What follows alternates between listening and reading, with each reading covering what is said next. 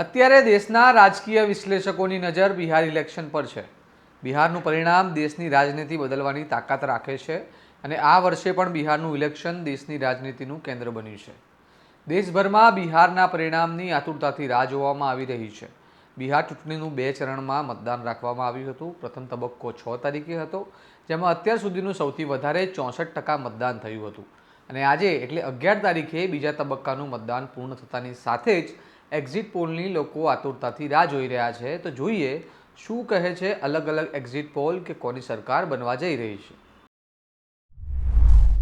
નમસ્કાર, હું ચિરાગ વર્ષાબેન, આપ જોઈ રહ્યા છો સ્વમાન।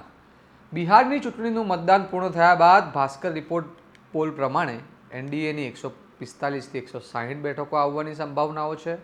મહાગઠબંધનને 73થી 91 બેઠકો આવી શકે છે અને અન્યને 5થી 10 બેઠકો આવી શકે છે। વધુમાં પીપલ્સ પ્લસ મુજબ એનડીએને 133થી 159, મહાગઠબંધનને 75થી 101 અને અન્યને 2થી 13 બેઠકો મળી શકે છે। જેવીસી પોલ મુજબ એનડીએને 135થી 150, મહાગઠબંધનને 88થી 103 અને અન્યને 0 બેઠકો મળી શકે છે। પીપલ્સ ઇનસાઇટ્સ મુજબ એનડીએને 133થી 148, મહાગઠબંધનને 87થી 102 અને અન્યને 2થી 8 બેઠકો મળી શકે છે। ચાણક્ય સ્ટ્રેટેજી મુજબ એનડીએને 130થી 138, મહાગઠબંધનને 100થી 108 અને અન્યને 2થી 3 બેઠકો મળી શકે છે।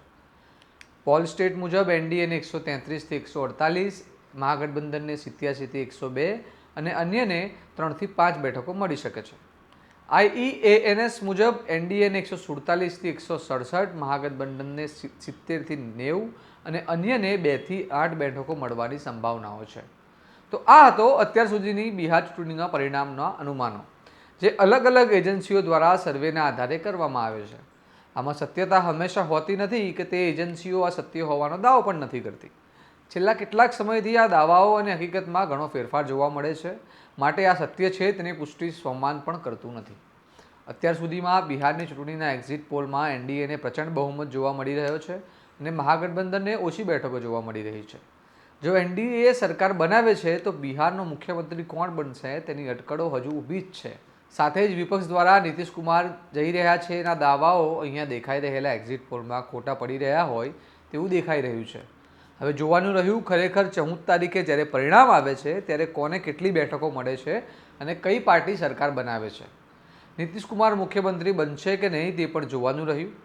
તમને આ રિપોર્ટ કેવો લાગ્યો અમને કમેન્ટ કરીને જણાવો। તમારું મંતવ્ય અમને કમેન્ટ કરીને જરૂર જણાવજો અને આવા વિગતવાર અહેવાલ અને તમારા સ્વમાનની વાત તમને પસંદ હોય તો તમારા સ્વમાનની ચેનલને સબસ્ક્રાઇબ કરવાનું ભૂલતા નહીં અને જોતા રહો તમારું સ્વમાન।